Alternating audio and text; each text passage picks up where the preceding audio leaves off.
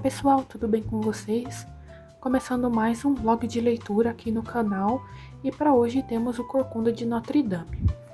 Bom, é um livro que eu tenho vontade de ler faz um tempo, tanto por ser um autor renomado quanto por ser um clássico e também por se passar em um lugar que eu sempre gostei, desde mais nova. Eu sempre me interessei muito por tudo relacionado à França, então escritores franceses, a moda francesa, a arte francesa, tudo me fascina muito, então eu acredito que eu vou gostar muito desse livro. Ele também tem uma estética meio Dark Academia, que é uma das estéticas que eu mais gosto, se não a minha favorita na literatura. Então sempre que eu vejo alguma indicação de livro com essa estética, eu já adiciono na minha lista imediatamente. Então eu estava bem ansiosa para adquirir esse livro e poder ler. É claro que eu escolhi na edição da Penguin, que, como eu já comentei aqui no canal, é uma editora que eu admiro muito e que eu estou num processo de fazer uma coleção. Então já tem vários vlogs de leitura aqui no canal de edições da Penguin que eu já comprei, e esse daqui vai continuar com a minha luta para conseguir essa coleção que eu tanto quero. Bom, eu escolhi esse marcador aqui também para me acompanhar, mesmo que não seja exatamente da editora ou que tenha a ver com a história. E também separei algumas das cartelas que eu tenho de post-it para fazer o color code desse livro. Eu tô pretendendo fazer um color code com 4 cores, então eu vou misturar essas daqui e ver o color code que sai. Eu sempre gosto de fazer color code que combine com a capa, mesmo que isso não seja exatamente uma regra, mas nesse livro em específico eu vou tentar fazer isso. Então, como vocês podem perceber, eu escolhi bastante tons de azul para combinar com a arte principal da capa. Também já escolhi uma playlist para me acompanhar, como eu disse para vocês, por ser um livro que está presente nas listas de indicações de Dark Academia, eu escolhi uma playlist com essa estética. É uma playlist que eu já escutava antes, mas faz um tempo que eu já não escuto, então eu vou testar ela com essa leitura para me acompanhar e me fazer sentir mais ambientada nele. Essa é a playlist então. Vou deixar aqui para vocês, caso vocês queiram ouvir também, com o nome tanto da pessoa que criou, o canal que publicou, quanto o título dela também. Então, tá aqui a playlist que eu vou testar, e aí conforme eu vou lendo, eu vou comentando com vocês caso eu tenha gostado dela, ou se eu modifiquei. Então eu vou fazer o meu color code e mostrar para vocês como ele ficou, e aí sim depois eu começo a ler especificamente o livro, porque eu tô bem ansiosa e acho que eu vou gostar bastante. Bom pessoal, decidi colocar 5 cores. Eu coloquei como cinza aleatório, azul bem clarinho, quase branco como frases, azul claro, críticas sociais e informações, azul um pouquinho mais escuro, acontecimentos, e o preto para romance. Eu não sei se eu vou utilizar todas essas cores ou se elas vão estar equilibradas aqui nas marcações do livro, mas eu vou deixar assim mesmo. Gostei do resultado, acho que vai combinar, vai ficar bem bonito. Então vou começar minha leitura agora e em breve eu volto a conversar com vocês sobre toda a história, também as informações iniciais, que as introduções sempre me chamam muita atenção nessas edições da Penguin, e aí eu vou atualizando vocês conforme eu for avançando na leitura.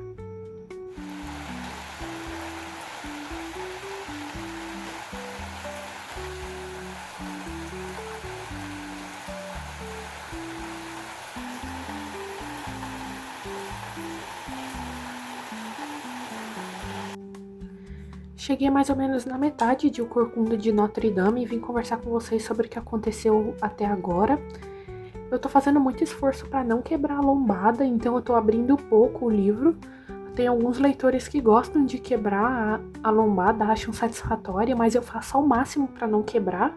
Então eu tô abrindo relativamente pouco o livro, nada que atrapalhe a minha leitura, mas eu tô fazendo um esforço para manter ele assim intacto.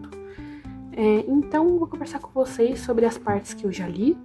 Primeiro tem essa parte aqui, que sempre tem no início dos livros, que fala sobre o autor, sobre o tradutor e também sobre o crítico que escreveu o prefácio.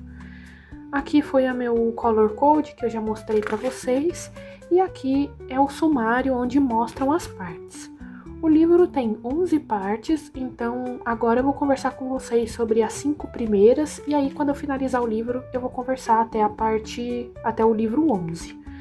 Então aqui temos o prefácio, a introdução, e aí vem os livros em si. Começando aqui pelo prefácio, eu sempre gosto muito dessa parte nas edições da Penguin.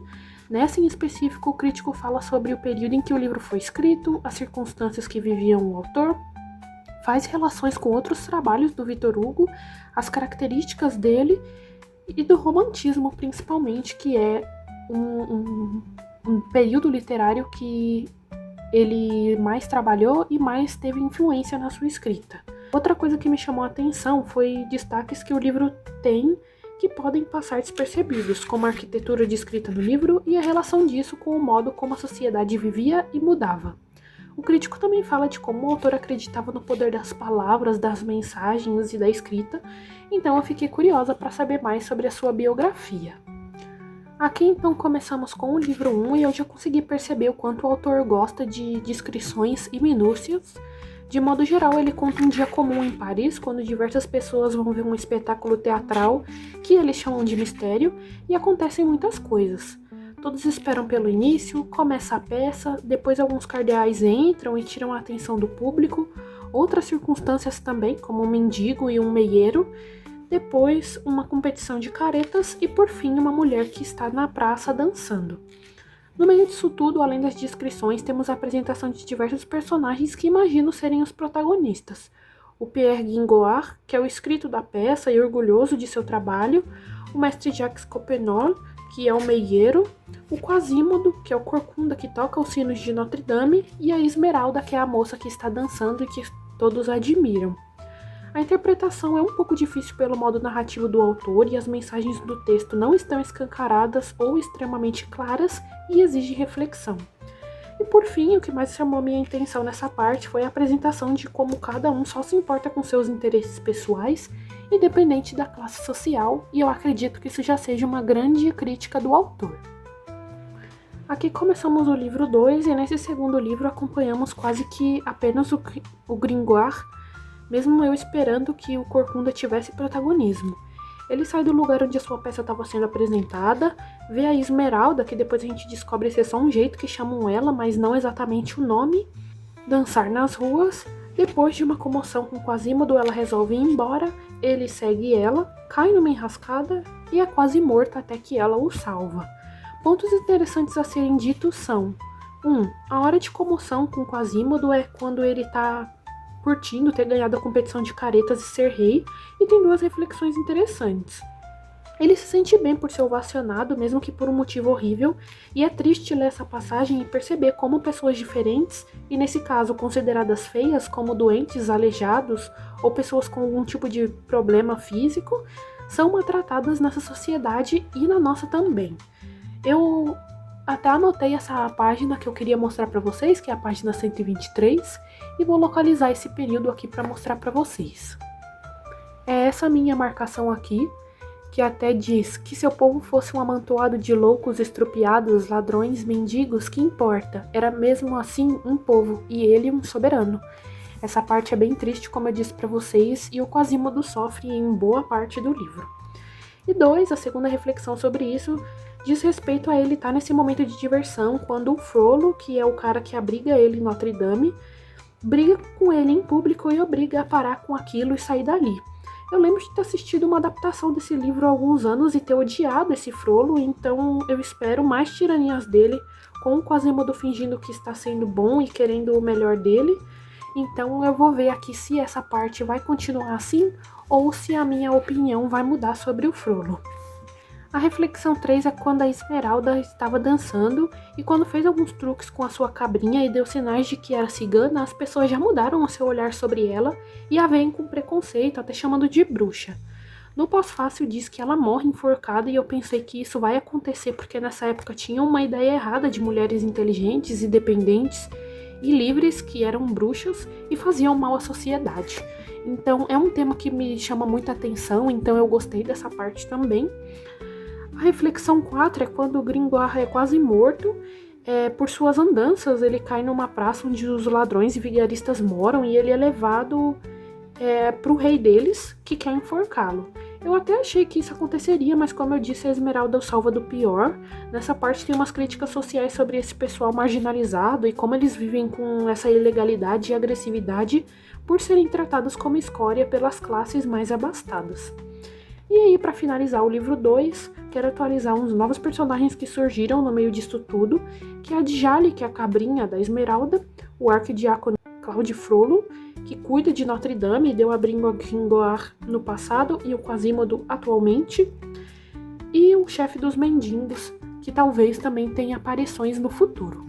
Aqui começa o livro 3 e eu confesso que foi uma parte um pouco cansativa e não muito fluida, porque o autor faz descrições poéticas e compridas sobre seus pensamentos de Paris, sobre a arquitetura antiga e atual. Uma das críticas que ele traz durante o livro todo é justamente sobre isso, mas nessa parte é o foco total. Ele fala sobre como, ao longo do tempo, mesmo que atualizações fossem necessárias, os arquitetos tenham feito Paris perder toda a sua personalidade e beleza pela modificação da estética, que antes era gótica e românica e depois disso se perdeu. Ele parece realmente bem chateado e indignado com isso, falando sobre Notre Dame, inclusive, mas é uma parte de um desabafo de dor e indignação. Aqui se inicia o livro 4 e finalmente trata do Quasimodo, que é o personagem que eu mais me interesso, e também o pai adotivo dele, o Frollo. Nas partes do Frollo falam sobre a sua infância, seus estudos, como se dedica ao irmão mais novo, que é bem devasso, e a criação de Quasimodo, e já nas partes do Corcunda fala sobre a sua infância, os preconceitos que sofreu a vida toda, seu amor por Notre Dame e por Frollo. Os pontos mais interessantes do arquidiácono são o tanto que ele se dedica aos estudos e como isso o levou a buscar conhecimentos que causaram a ideia nas pessoas que o conhecem de que ele pode ser um feiticeiro. Isso me fez refletir sobre como personagens da estética Dark Academia acabam se metendo em problemas e confusões até espirituais por essa busca pelo conhecimento e como o Frollo poderia ter vivido isso também. Como a ideia inicial dele é cuidar de Quasimodo por causa de ser um pé de meia ou boas ações antecipadas em nome do seu irmão, caso ele viesse a fazer coisas erradas no futuro, que é uma ideia ridícula e que fala muito sobre as crenças do clero nessa época. Já na parte do Quasimodo, como ele admira a igreja e trata como alguém que o acolheu, conversa com os sinos, as esculturas, e ao mesmo tempo como ele é um prisioneiro ali por sofrer tanto preconceito quando sai de casa. É destacado também o fato de que ele é praticamente um cachorro pro Frollo, que manda e desmanda nele e ele faz tudo por gratidão e amor, mesmo que não seja exatamente recíproco. E o livro 5, que foi o último que eu li, é outra parte, assim como a terceira, em que o autor fala sobre arquitetura. Aqui ele critica as mudanças também e diz como a imprensa está acabando com tudo e que enquanto a arquitetura seria uma bíblia de pedra, a imprensa seria uma bíblia de papel.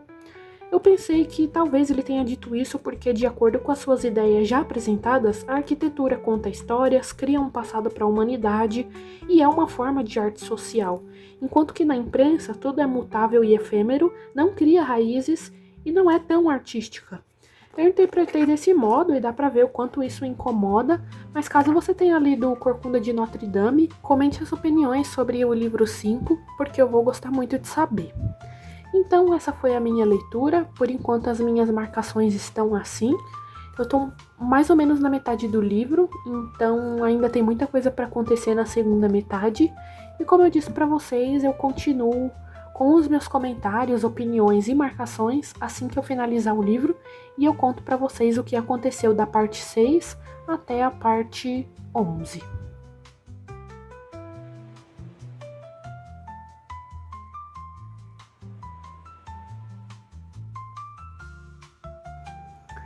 Finalizei a minha leitura de O Corcunda de Notre Dame. Demorei um pouco mais do que eu imaginava inicialmente. Eu já sabia que eu ia demorar mais, porque clássicos normalmente demandam mais tempo. E ele é um livro grande, tem mais de 600 páginas, então eu já esperava que eu ia demorar um pouco. Mas por conta da escrita do autor, que eu comentei com vocês que às vezes se torna um pouco cansativa e a leitura não é tão fluida em alguns capítulos, eu demorei mais do que eu esperava. Mas então finalizei o livro e vim conversar com vocês a partir da parte 6, do livro 6, porque da última vez que eu conversei com vocês eu tinha parado no livro 5. Então, no livro 6, duas histórias acontecem ao mesmo tempo. Uma acompanha 3 mulheres levando uma torta, a outra que está sofrendo e rezando em uma cela que foi feita para isso. Essa parte é até um pouco explicada aqui na página 299. Aqui fala em que havia em Paris um bom número dessas celas para orar a Deus e fazer penitência. É justamente uma dessas celas em que essas mulheres estão indo levar a tal torta e elas conversam sobre a história passada dessa moça que está lá dentro. E a outra história é a do Quasímodo. Na parte das mulheres, como eu disse, elas conversam no caminho sobre uma mulher que sofreu muito na vida e quando teve uma alegria na sua vida, que foi a sua filha, a criança foi sequestrada por algumas ciganas, também chamadas de boêmias e egípcias aqui nesse livro. Essa moça sofrida é justamente a que está na cela pensando no seu neném perdido. Já na parte do Quasímodo, é a narrativa triste de uma punição pública de chicotadas que ele sofre, basicamente por todos terem preconceito com ele e o acusarem de várias coisas, incluindo uma tentativa dele de levar a Esmeralda e de tocar os sinos da igreja e incomodar os moradores ali de perto. Essa parte das chibatadas é bem triste e ninguém mostra compaixão com ele, nem mesmo o Frollo, até que a Esmeralda leva água a ele depois dele muito implorar, sofrendo e ensanguentado. É bem triste. Mas uma coisa interessante nessa parte é que me surgiu a suspeita de que a Esmeralda seria essa filha perdida e roubada da mulher na cela. Eu não sabia até ali se era real ou só uma suposição errada, mas foi um pensamento que me surgiu e mais pra frente eu tive essa resposta.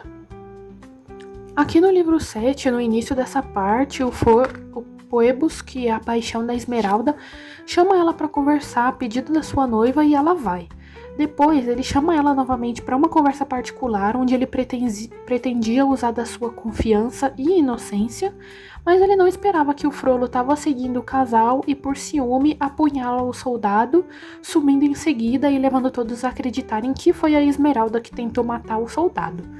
A gente fica sabendo mais sobre o amuleto da Esmeralda e o seu desejo de encontrar os seus pais, que eu ainda achava que era aquela moça da parte anterior, e a obsessão doentia do Frollo pela Esmeralda, que ele chama de amor, e que o torna ainda mais tirano porque ele faz de tudo para prejudicá-la por não saber lidar com esse sentimento. Ele continua com aquelas ideias ridículas de que ela é culpada por todo esse sentimento e que ela pode ter enfeitiçado ele. Ele só tem ações odiosas de verdade e a cada parte eu gosto ainda menos dele.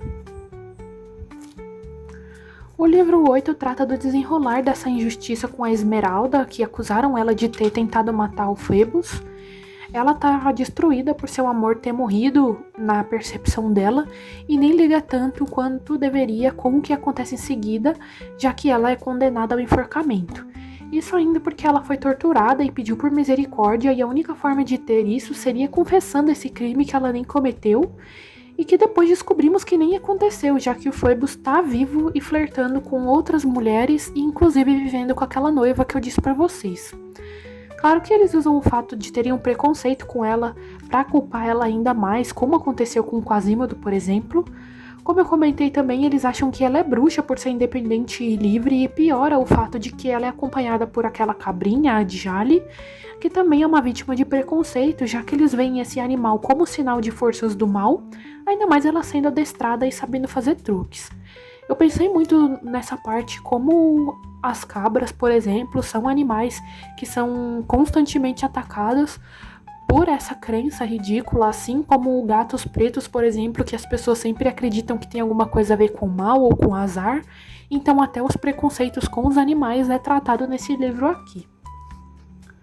O Frollo continua sendo nojento com seu amor e até tem uma cena em que ele pensa que conhece um caso de um homem que também se apaixonou por uma bruxa e depois que ela foi queimada, ele acha que foi curado, pensando que ela que teria o enfeitiçado.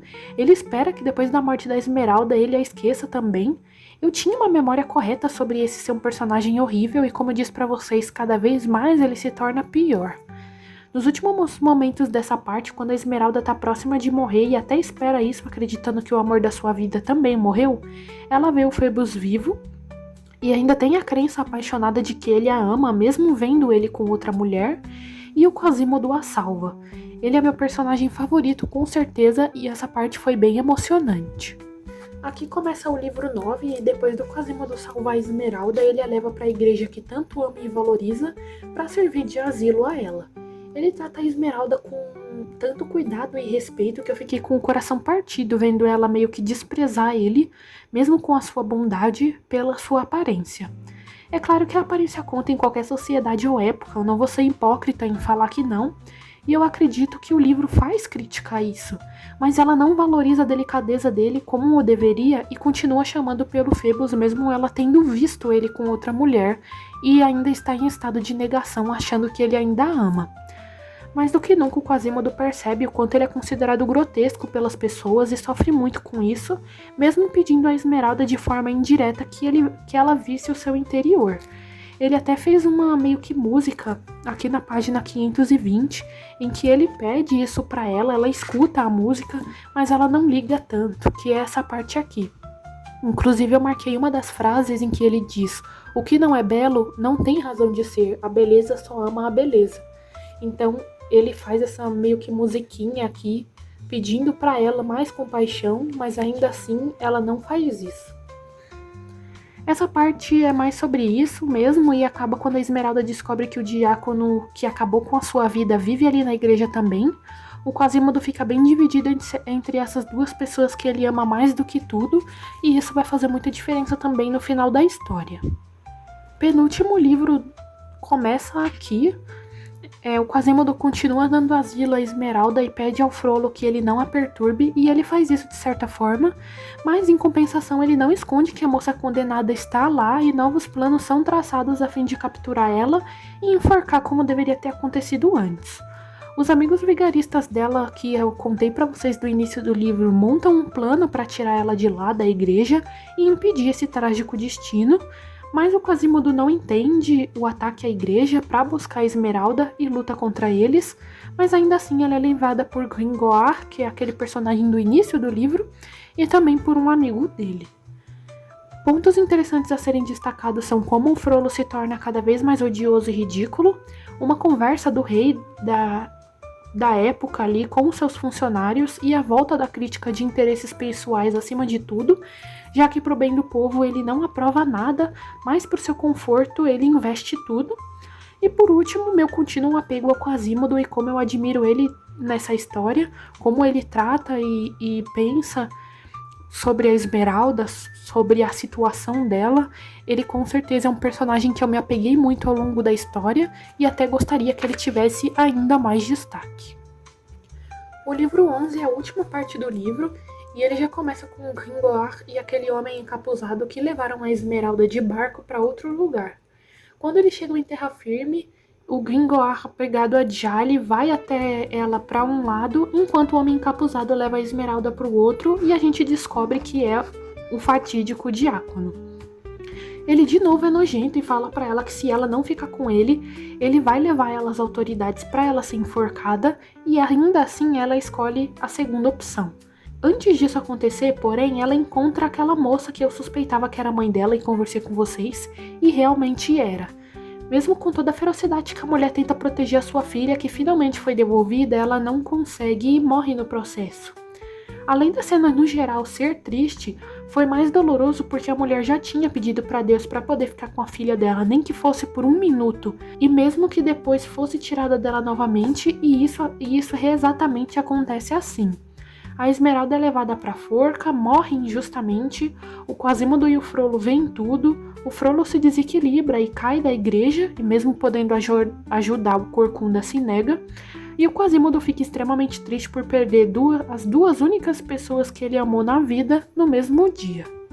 No final temos um apanhado geral para entender como tudo termina, esses personagens mortos, o Frollo não sendo sepultado como um padre normal, que eu já interpretei como uma vingança, o Phoebus casando, o Gringoire vivendo com a Djali e escrevendo tragédias, e a página final mais triste ainda é com o Quasimodo escolhendo morrer ao lado da amada.